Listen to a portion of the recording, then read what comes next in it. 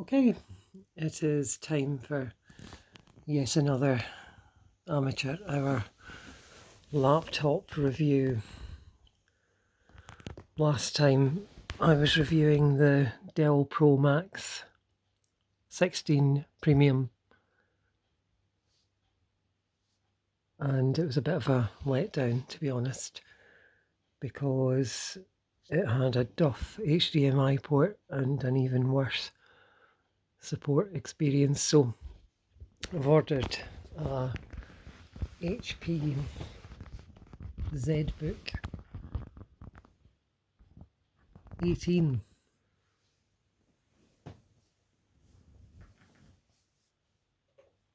G1i, I think it's called. Stupid name because everybody refers to it as G11 or G2 on the reviews I've seen. So, fairly big old laptop, but I'm looking for something I can use as a mobile workstation because I'm kind of on the move at the moment, away from my big desk with a big ultra-wide monitor. So I really need something that's capable of acting as my main monitor. Just make sure I get this right. No, it's a bit easier. Yep.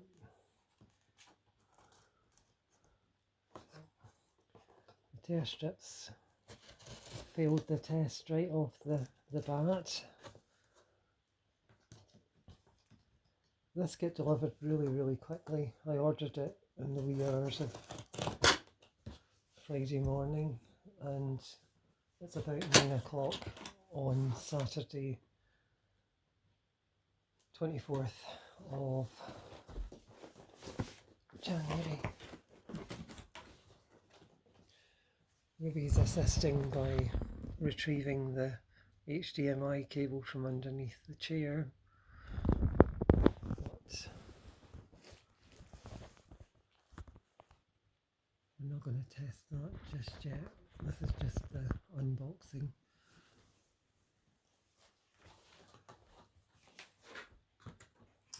Okay, a wee bit different from the Dell. That appears you just slide this out from inside a big box. Oh god, big old beast.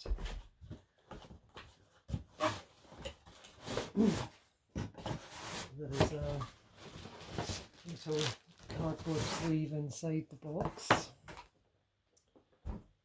that contains a power brick. Fairly big old thing, certainly bigger than the Dell.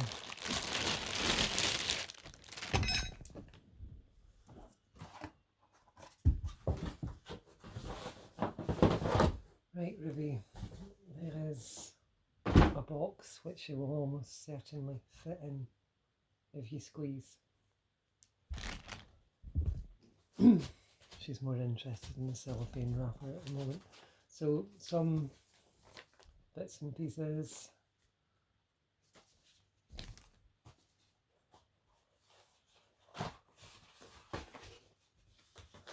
And the laptop itself, which seems to be sustainably packaged. This is all paper, no plastic, including the envelope. It's factory sealed.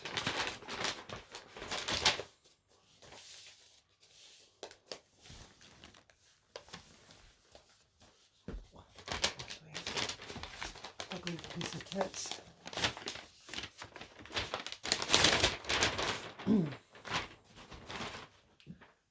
So I will keep all of this in good order in case.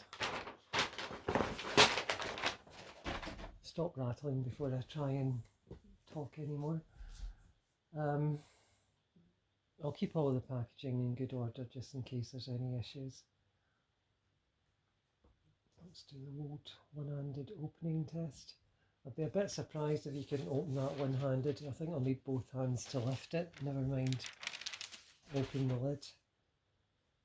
So that's kind of what it looks like.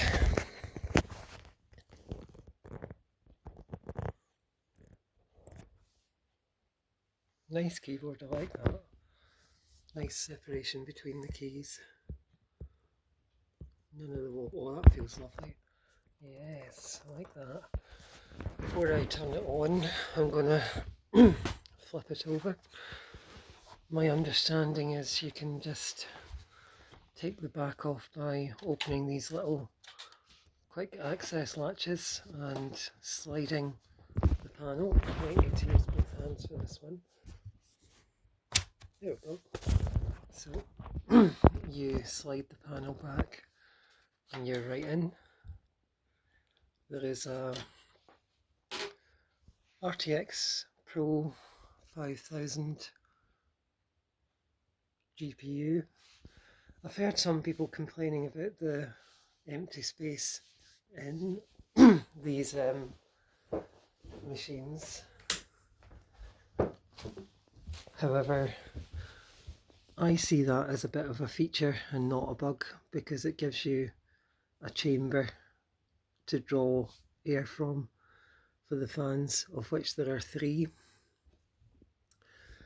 There is 4 slots for SSD expansion. I got it with 2TB out the box this time. I'm going to get some more.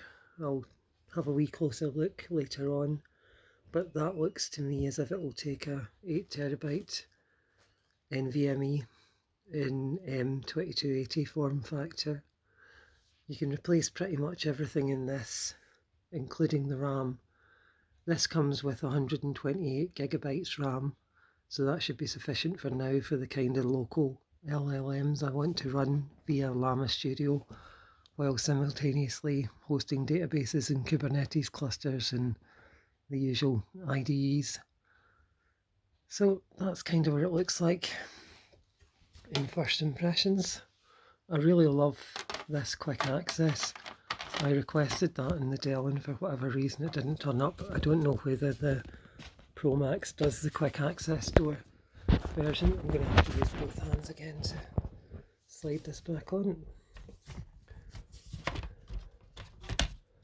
It's a wee teeny bit fiddly, but it's certainly less fiddly than having to open screws.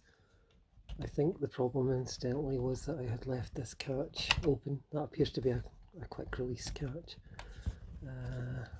Got that right. Anyway, I'll work that out in a moment. First impressions. I like it a lot. So, me and Ruby are continuing with our review of this HP ZBook Fury. Oh, it is a beast. This is me switching it on for the first time. Where is the power button?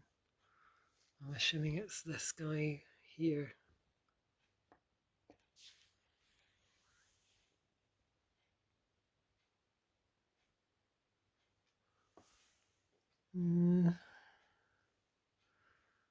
Maybe I need to plug it in.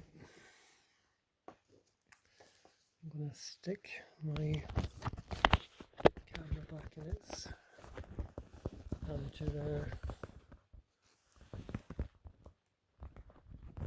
mobile phone case. So,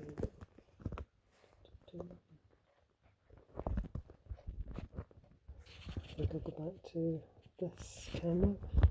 Right, what's this?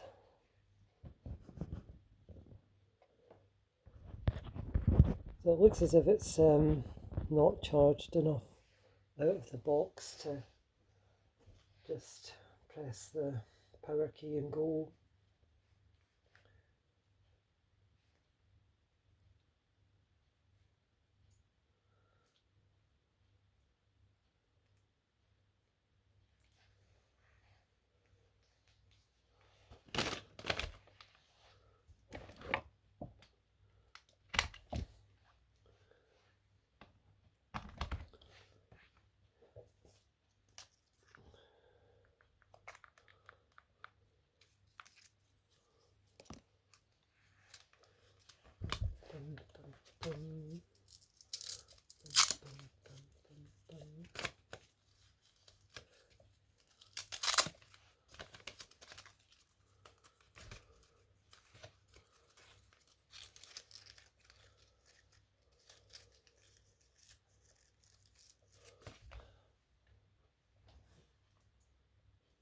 wrong side. I'll get there eventually. Let's try again.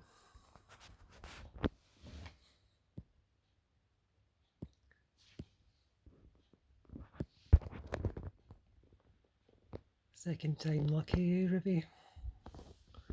Right, so yeah, springing to life now. Very fancy.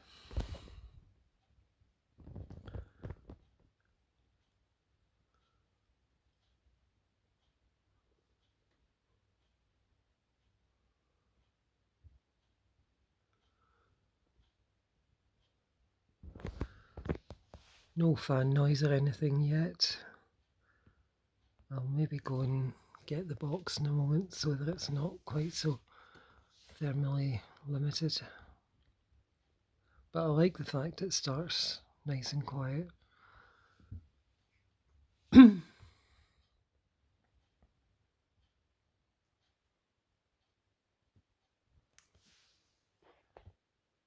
think, Ruby?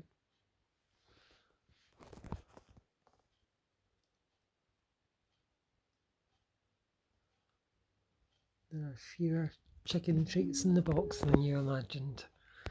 We will rectify that in a moment. Okay, so not a touchscreen or anything. In fact, that's the worst feature of this laptop. It's only a 2.5K screen. Can't remember the exact specs. 1660 by something. So not better than HD, but not 4K, not touchscreen. That is one of the trade-offs. The other one, I think, is probably the hinges, which have always been a bit weak in a HP. We'll see whether these bear up. But I do love the fact that it's really high spec, and I do love the fact that it's maintainable. I heard some people complaining about the cursor keys, but I don't see a problem here. That looks fine to me. And you've got a dedicated numeric keypad, real function keys. I don't see what's not to like, to be honest. Mouse doesn't seem to work. Oh, it does. I couldn't for some reason click. Do you know what it is? There are physical mouse buttons. I'm so used to tap to click, which is probably an option that you can turn on. So I was using the keyboard there. I'm now going to use the mouse, just make sure that it works. Mouse doesn't seem to do anything if I'm on that option. I was expecting that to work, so probably that's something I need to set up when choosing options in Windows. Do I want to choose a second keyboard layout? No. This is a lesson I learned when setting up the Dell last week. My tip is when you're installing Windows 11 for the first time, do not give it your Wi-Fi password, because it will then ask you for your Windows account, which if you're anything like me, you do not want your Windows account being associated with your laptop, because you lose your laptop. Maybe you've lost access to that account. And I just like keeping the two things separate. One's for personal use, one's for business use. So I just always use a local account on Windows 11, and the easiest way of achieving that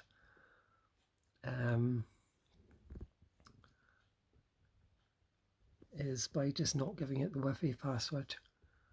I'll need to work out how to do this. So the mouse does appear to work in this screen.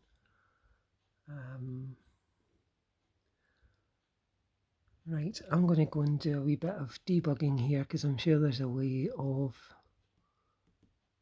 just telling it not to bother connecting to Wi-Fi. I'm not happy with it either, Ruby, I must say.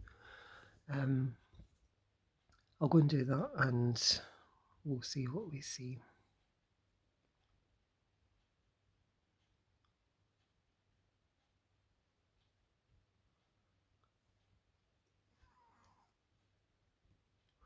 What is it, darling?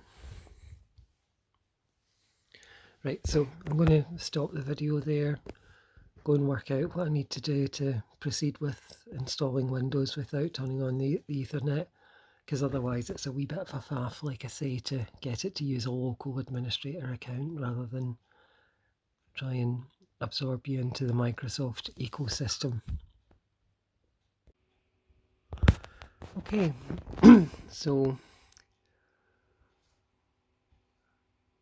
it turns out the workaround is to type Shift F10 and then in the command prompt put in OOBE, out of box experience, no space, / bypass NRO, press enter, and it will take you back here, and there should be an option, I am assured, to continue without Wi-Fi once we get to the same point in setup.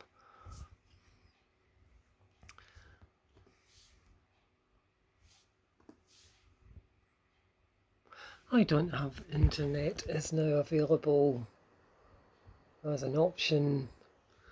Really, that message should say I would like to bypass all the Microsoft onboarding shit.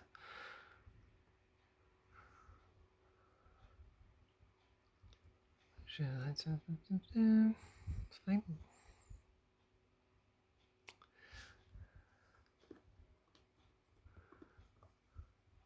I always want to kind of rename myself here. Maybe call myself Thark the Coder or something. We'll use that for now. I'm going to just zoom in here and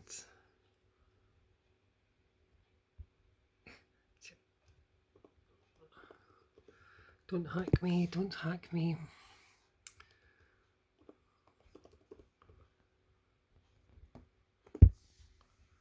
Oh, goodness me.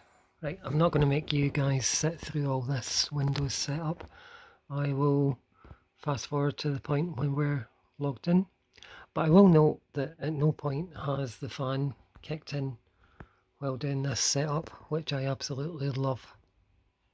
Okay, so I've put in all the stuff I need to register Windows. Just a couple of things while we're waiting. There's a really delicate little webcam here with the neatest cover I've ever seen in my life. I don't know if you can catch that, but isn't that gorgeous?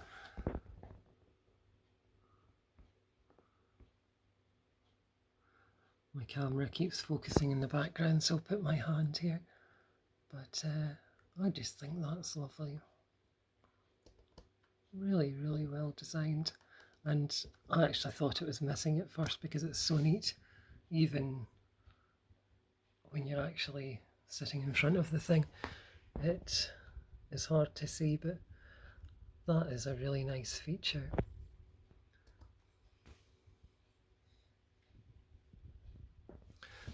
Not as nice as my existing laptop lens cover, but pretty darn close.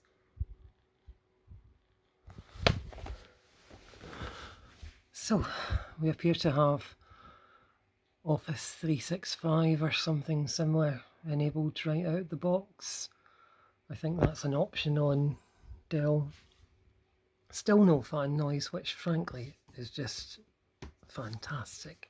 So when you're using this machine for less intensive tasks, it won't double as a device for singeing your thighs by the looks of things. I love it. I really love it. I'll do a more thorough review down the line, but so far, so impressed.